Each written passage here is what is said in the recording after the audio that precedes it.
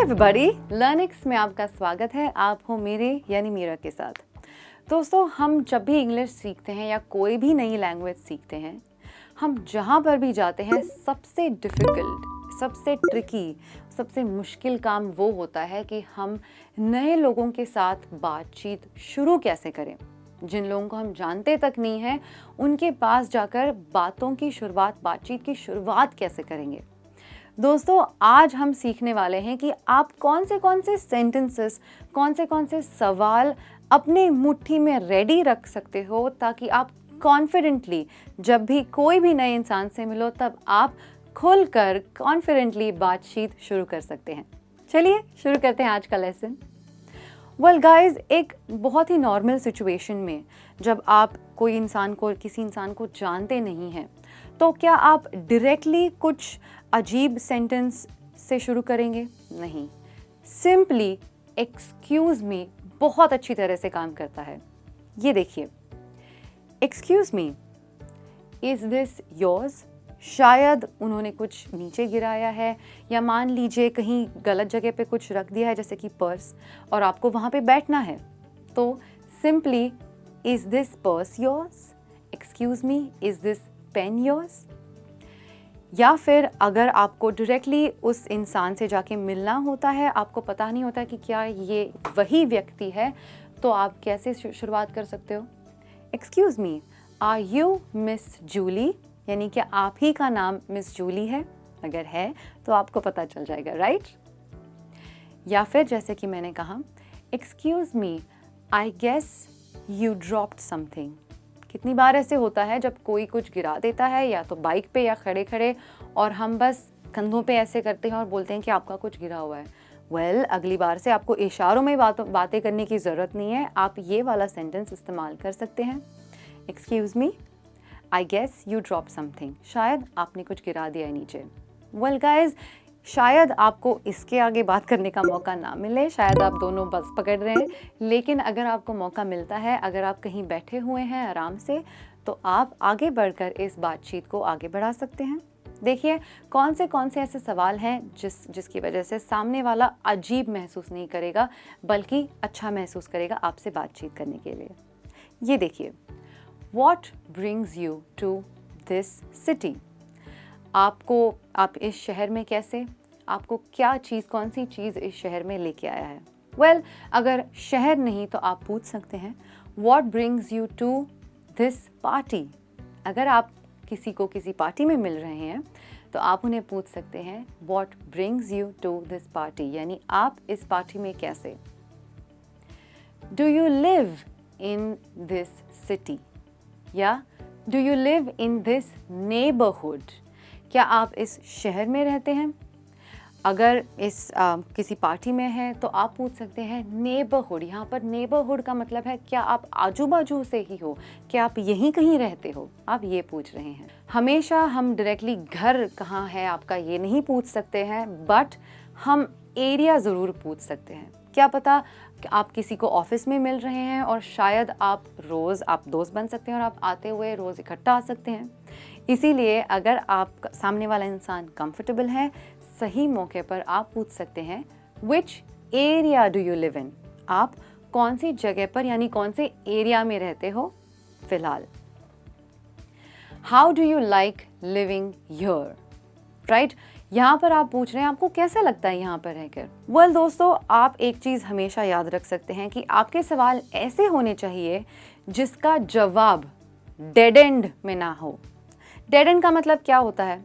मान लीजिए मैंने आपको पूछा are you from here? Yes, यानी मैंने आपको पूछा कि आप यहीं से, इस शहर से हैं, तो आप बोलोगे यस। यहीं पे हमारी बातचीत ख़त्म हो सकती है, क्योंकि अगर मेरे सवाल हाँ या ना के जवाब से हैं तो वो डेड एंड सवाल है। सवाल ऐसे होने चाहिए ताकि सामने वाला खुलकर आपसे बात कर पाए, सामने वाला आपका शायद दोस्त बन पाए, राइट? या फिर आपकी ऐसी मुलाकात हो जो यादगार बने। इसीलिए सवाल हमेशा ओपन यानी जहाँ पर सामने वाला खुल के जवाब दे सकता है। जैसे कि ये, how do you like living here? आपको यहाँ पे कैसा लगता है रहकर? क्या आपको अच्छा लगता है? वेल, ऐसे नहीं लगता ये सुनकर ये सवाल कि हाँ मेरे पास काफ़ी सारी चीज़ें हैं इस बारे में बात करने के लिए? ऐसे होने चाहिए सवाल। मतलब ये वाला सवाल देखिए, where are you from originally. Originally का एक्चुअल मतलब है असल में, राइट? बट यहाँ पर इस सवाल में ये मतलब है कि अगर आप इस शहर में अभी रहने आए हो, आप पहले यानी एक्चुअल में कहाँ से हैं? क्या आप इसी शहर से हैं या कहीं और से हैं? आप इस सवाल से ये पूछना चाहते हैं, where are you from originally. I am originally from Delhi but I currently live in Mumbai. यानी मैं आपको बता रही हूँ कि मैं वैसे तो दिल्ली से हूँ लेकिन फ़िलहाल मुंबई में रह रही हूँ। मैं मानती हूँ कि हमेशा सवाल पे सवाल करने से अच्छा है कभी कभी बीच बीच में अपने बारे में भी इंफॉर्मेशन देती रहनी चाहिए। जैसे कि well I stay just a few minutes away from here. यहाँ पर मैंने आपको बताया है कि मैं बस यहीं आजू बाजू में रहती हूँ।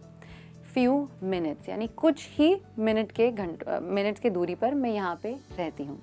अगर मैं बहुत दूर रहती हूँ तो मैं कहूँगी well I stay far from here. मैं यहाँ से बहुत दूर रहती हूँ। What do you think about. Well दोस्तों ये वाला सेंटेंस मैं कंप्लीट करूँगी, लेकिन मैं आपको बता दूँ कि ये वाला जो सवाल है वो बहुत ही ओपन हो सकता है। यहाँ पर मैं कितनी सारी चीज़ें ऐड कर सकती हूँ, जैसे कि what do you think about this city. इस शहर के बारे में आपका क्या ख्याल है। What do you think about this place, ये भी पूछ सकते हैं। वही चीज़ है सिटी या place. What do you think about this party. अगर आप पार्टी में मिले हैं तो आप उन्हें पूछ सकते हैं कि आपको इस पार्टी के बारे में क्या ख्याल है, क्या लग रहा है आपको यहाँ पर आकर, कैसा लग रहा है। Do you like it here. एक सिंपल सा सवाल है जो कि किसी भी सिचुएशन में फिट हो सकता है। क्या आपको यहाँ पर अच्छा लगता है।